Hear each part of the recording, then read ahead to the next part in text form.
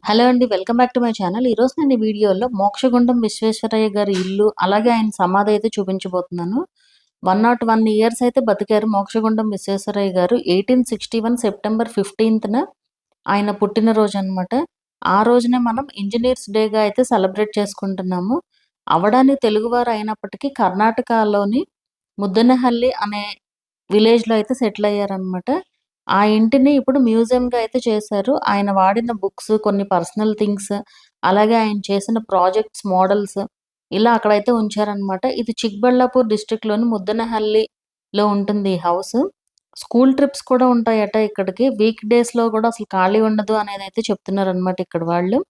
Morning 11 నుంచి evening 5 వరకు అయితే ఉంటుంది విజిట్ చేయడానికి. అలాగే ట్యూస్‌డేస్ అయితే హాలిడేస్ అనమాట. ఎంట్రీ ఫ్రీనే ఉంటుంది. అండ్ మ్యూజియం లోపల ఫోటోస్ ఆర్ వీడియోస్ అయితే అలౌ చేయరు. మోక్షగుండం విశ్వేశ్వరయ్య గారికి 1955లో భారతరత్నతో సత్కరించారు. ఆయన చదువు అంతా కూడా సాగింది బెంగుళూరు, పూణే, బాంబేలో. విశ్వేశ్వరయ్య గారి పేరు మీద 2 చోట్ల ఆయన నేమ్స్‌తో కూడా మెట్రోస్ అయితే ఉన్నాయి. ఒకటి బెంగుళూరు పర్పుల్ లైన్‌లో ఉన్న sir M. Visvesvaraya station central college. అలాగే ఇంకోటి ఢిల్లీ పింక్ లైన్‌లో ఉన్న సర్ విశ్వేశ్వరయ్య మోతీబాగ్ అనమాట. సో, ఆయన పేరుతో ఇట్లా మెట్రో స్టేషన్స్ కూడా అయితే పెట్టడం జరిగింది.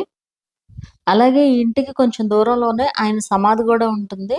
అక్కడ ఉన్న గార్డెన్ అంతా కూడా కర్ణాటక హార్టికల్చర్ వాళ్ళైతే మెయింటైన్ చేస్తున్నారు. అలాగే ఆయన ఇంటి ఎదురుగుండానే ఒక లైబ్రరీ గూడా ఉంటుంది. ఒక చిన్న విలేజ్‌లో అలాంటి లైబ్రరీ చూసి నిజంగా చాలా బావుందనిపించిందనమాట. కర్ణాటక గవర్నమెంట్ లైబ్రరీస్‌కి మంచి సపోర్ట్ ఇస్తుందనైతే చెప్తున్నారు.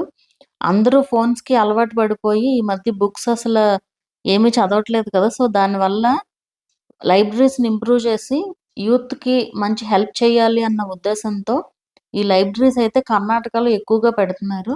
అండ్ మంచి కలెక్షన్ ఆఫ్ బుక్స్ కూడా ఉంటుందన్నమాట అలాంటి లైబ్రరీస్‌లో. సో, ఇదొచ్చేసి సమాధండి. అండ్ ఇది కొంచెం దూరం లైక్ ఒక 250-300 మీటర్స్ డిస్టెన్స్‌లో అయితే ఉంటుంది ఇంటికి.